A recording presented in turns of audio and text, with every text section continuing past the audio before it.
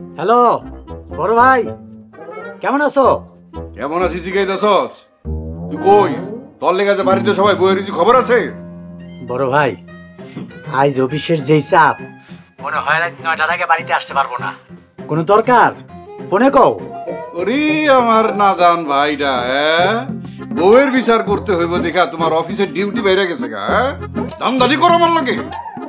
ফালতু কথা কইও না বড় ভাই, বিশ্বাস না হইলে আইসা দেখো।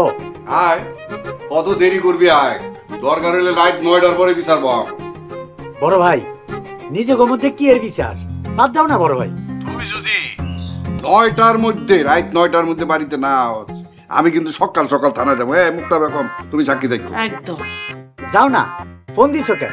থানায় যাও, সাবিনারে কালকার মধ্যে সাবিনা নিয়ে আসবো, তারপর দেখবো তোমরা কেমনে শান্তিতে থাকো। এই মহেশ, মহেশ, তুই কি আমার হুমকি ধামকি দিতেছস? তুই জানোস আমি কেডা? তুই আমার হুমকি দেস? তোর এত বড় কলিতা?